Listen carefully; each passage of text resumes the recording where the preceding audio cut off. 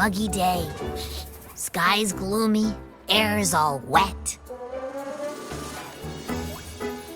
Oh, man. At least let me finish my sentence. Ugh. Ugh. Cold, cold, cold. Oh.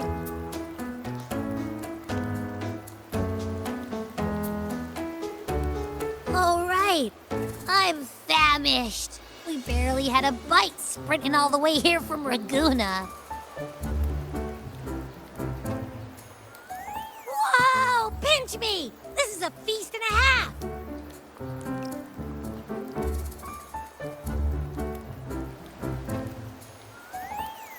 Hey, Rover. So, we did bring enough money, right? I mean, we kind of rushed out without grabbing anything. Oh, that? Don't worry. Money's not an issue. Augusta made sure we're covered. All our food and lodging here in Septimont is billed straight to the F4's palace. But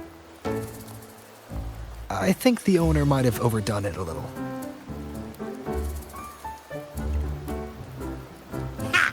Better get used to it. You're the champ of the Great Aegon. And you know me, if food's on offer, I'll be a scoffer. Yeah, no leftovers, guaranteed.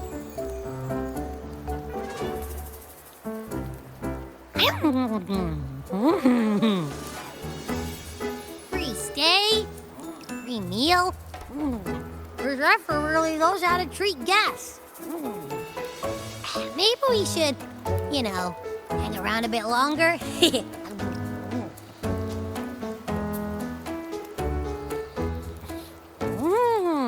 This smells amazing!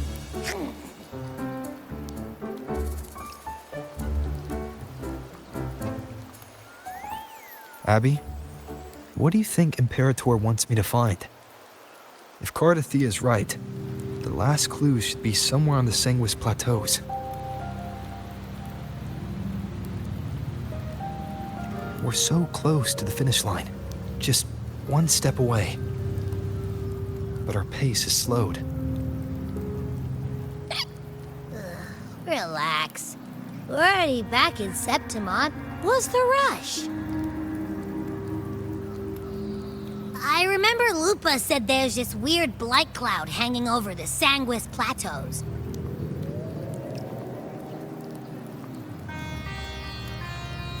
And when the high tide, or whatever, rolls around, all the gladiators go there to hunt tacit discords. Wait, is the high tide coming up soon? The Aphor's invite did say something about a big hunt. Huh, that reminds me. Aren't we supposed to meet her today?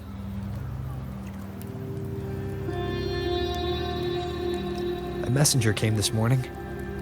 Augusta is dealing with an emergency, so our meeting's postponed. It looks like it'll be a while. An unexpected change. It's throwing everything off course. I don't like the feel of it. And why me for this hunt?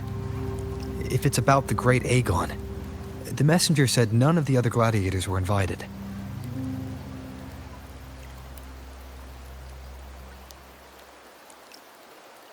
Who knows? Maybe she just wants to test her strength against you. Typical Septimontian, right? You think so? I've only met her a few times, but I doubt she acts on such simple impulses. And as the F4, is she really in a position to do whatever she wants? Guessed from afar, you possess eyes as clear as crystal. But what troubles you so that eyes once bright as the highland sky now darken with rolling clouds?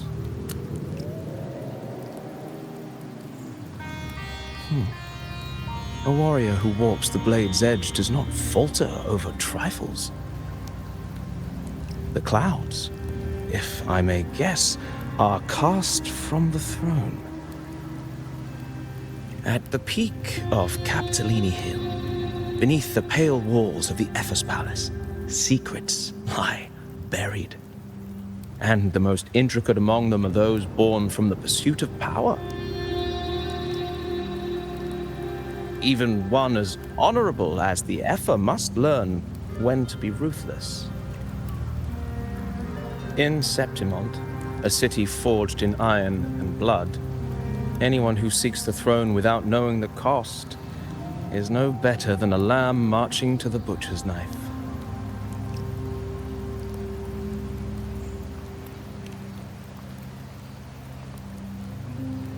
I am Nestor, a traveling poet.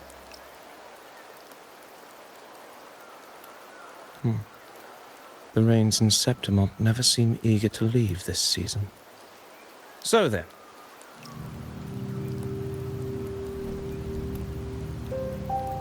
If you are curious about the Epher, then allow me to say that nothing would honor me more than to offer even a modest service to the champion of the great Aegon. Wait, how do you know he's the champion? And all that stuff about the F4, too? Oh, your eyes. Were we talking too loud? To see and to hear are but two of the many ways to perceive. Trusting the senses is a habit, a natural expedience, but not the only option. Truth be told, I've been gathering inspiration for my next epic, and its protagonist is none other than Augusta, the Epher of Septimont. That's why I speak of her with some familiarity. I have a feeling your tale with her will soon be written. And knowing more about those who walk alongside you is rarely without its benefits.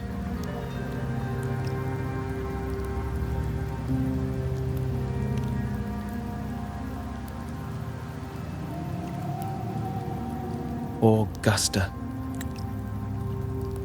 A girl of humble birth, a resonator of modest talent, a commoner without noble patronage. And yet, from the den of wolves that is Septimont City, she rose and eventually claimed her place. Just like the burning sun was once a cloud of dust.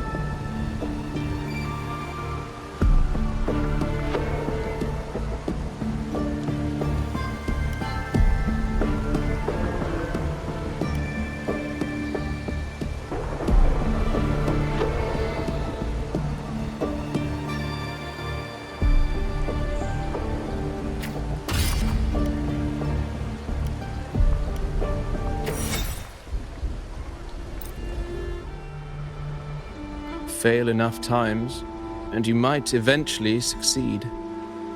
Should we call it resilience? Or mere stubbornness?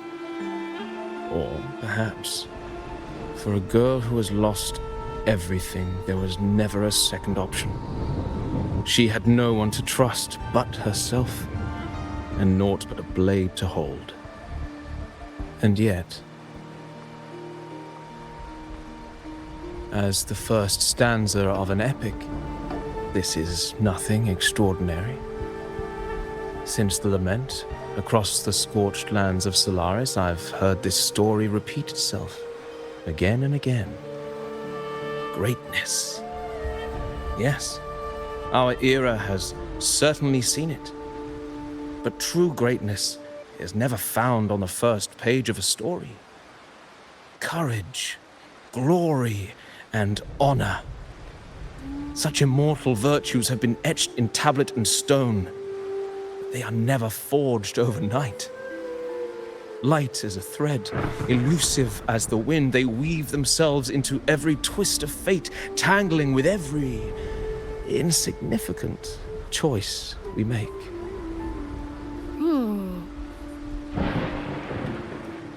I don't know. It's just unbelievable. The Augusta he's talking about, and the F-word we saw in the arena. No way they're the same person. A girl far from home, arriving in the city upon Capitolini Hill in pursuit of strength. No title, no status, no wealth. I doubt anyone at the time could have imagined her rising to where she is now. Do you mean Cato? Do you believe Cato handed her that final victory on purpose, and that his scathing words were a test of her resolve? Then Cato must have been an idealist to place his faith in a girl with nothing to her name. Now, why don't we keep this question in mind and see where the story leads us?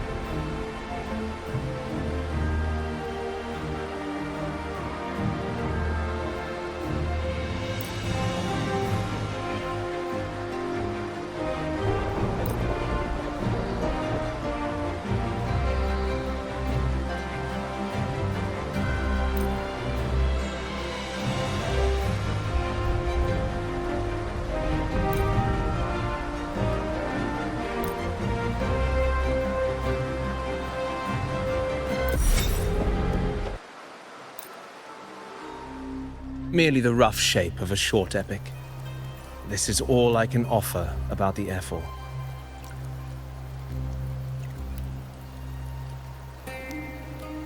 Now, as a listener, what do you make of my narration?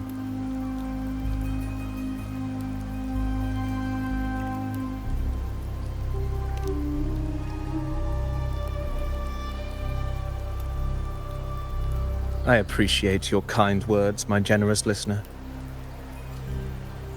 I am only a humble wordsmith, spinning verses and rhymes. The essence of poetry is granted by those who dare defy their fate. But there is one thing I must confess. Through my words, your knowledge of the Ephor is partial, at best. Poetry can only offer a glimpse of the true story, the reality of people, events, and things slips beyond the grasp of words. I do not belong in the pages of the epic, so I remain confined to the observer's gaze. I can imagine events and emotions unfold, but I cannot truly recreate them.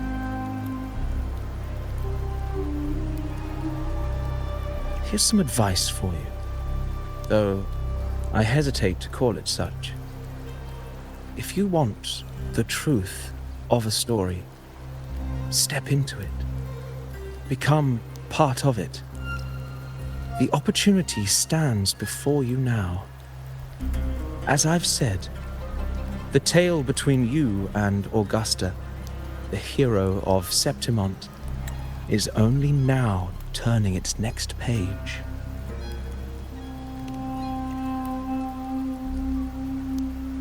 It's not difficult to see. Fate flows like the stars, tracing their course. Your destination is written in the steps you take.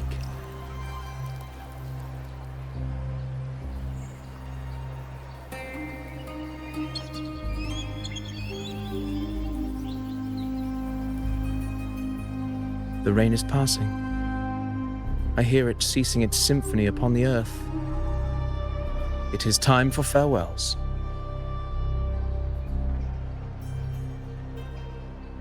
Before I leave, may I ask you one last question? What is it that has lifted Augusta to the seat of power? What is it that makes a ruler?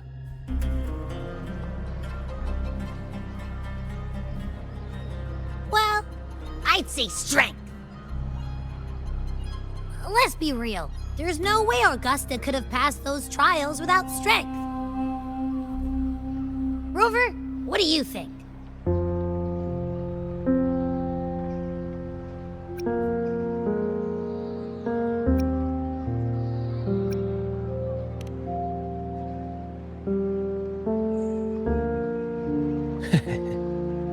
You needn't rush to answer now. Keep it in mind as you continue your journey. When the final chapter is written, the answer will reveal itself.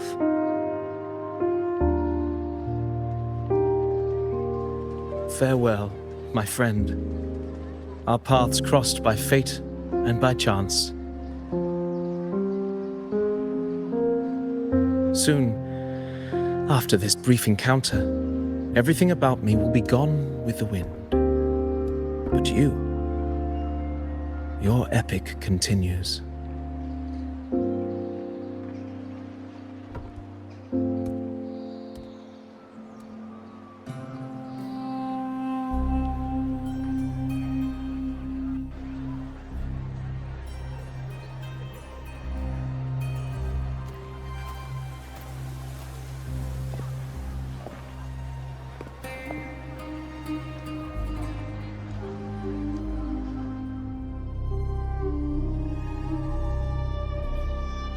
Your Excellency, you have indulged her too much.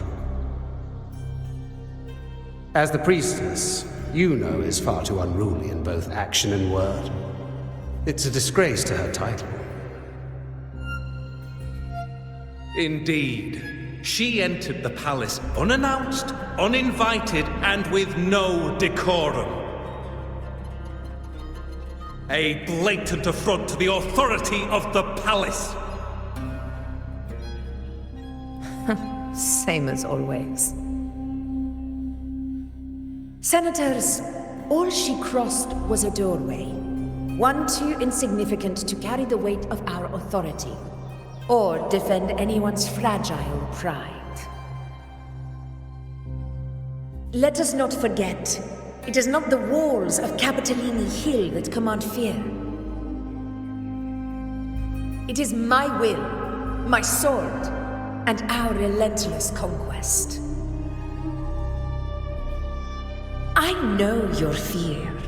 You fear a priestess's voice drowning yours, and a rebel challenging the Senate's rules. But listen well. Power does not bow to sycophants, cowering behind their traditions. If you seek power, then step from the shadows. Face me, and prove yourself worthy.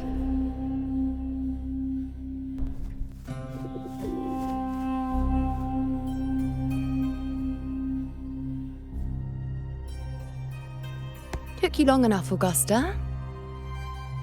Handling the senators takes time. You know that. Well, to keep our esteemed priestess from waiting, maybe next time I'll just leave them to their own devices. I'll make sure they record every detail of your feat, and relay it word for word to Grandmother Lilibet. Priestess Iuno, unruly behavior, left Tetragon Temple without permission, and trespassed into the Ephor's palace. I wonder, who will lose it first? Lilibet or you? Let those old foxes report me all they want.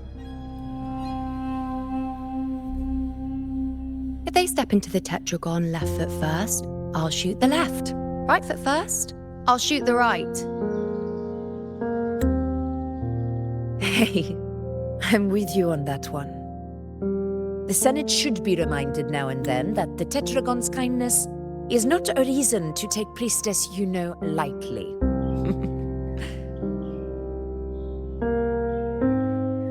Why didn't you wait there?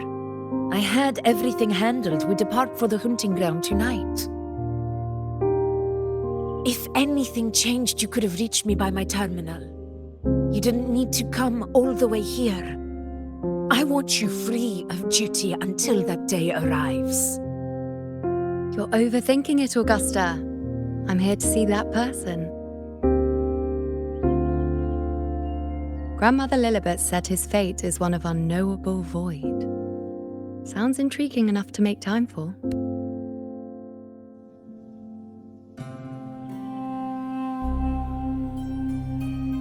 So that's it? Too bad. The ship from Laguna won't dock until tomorrow morning, and we'll be gone by then. Ugh, what a hassle. Patience, you know. The warrior has accepted the invitation. So, you'll have plenty of time to meet during the hunt.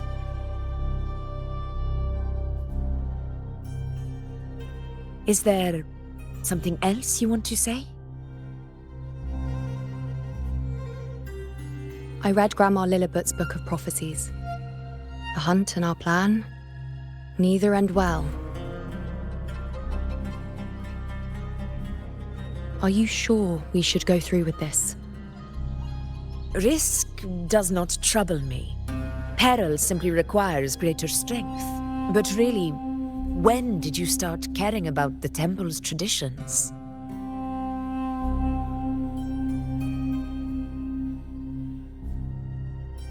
O ye faithless of Septimont, the divinity is enraged. Should your ruler defy their will again, doom shall be your fate.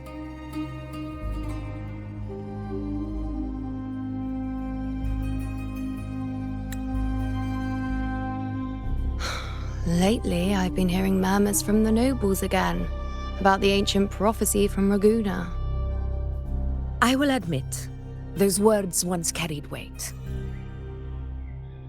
But when our ancestors crossed the waters and climbed these hills, Raguna's divinity didn't get a seat on the ship. And the priestesses all said the prophecy was incomplete. Only the hero of heroes, wielding extraordinary power, risen from the dark tides, shall bring eternity to Septimont. Then shall the waters quiet, the tempest still, and glory return with the blood of the old king.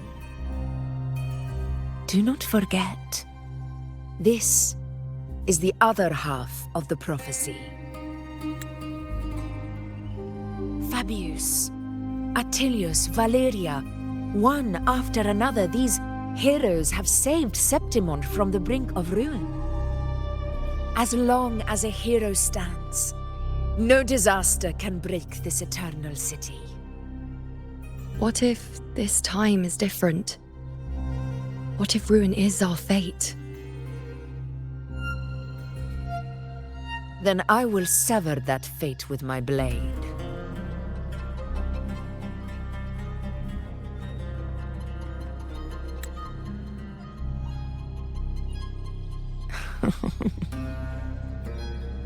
What's so amusing? So, the fearless priestess Iuno can be frightened after all. But it's fine. If you're afraid, don't push yourself. I can handle this alone.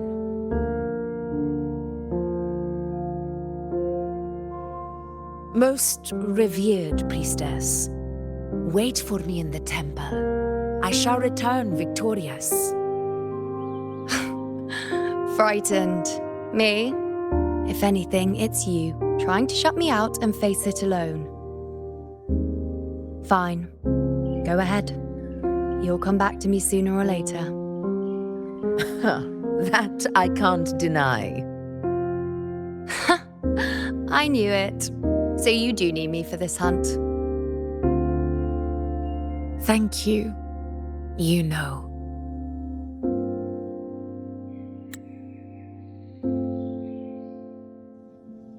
Why are you saying this?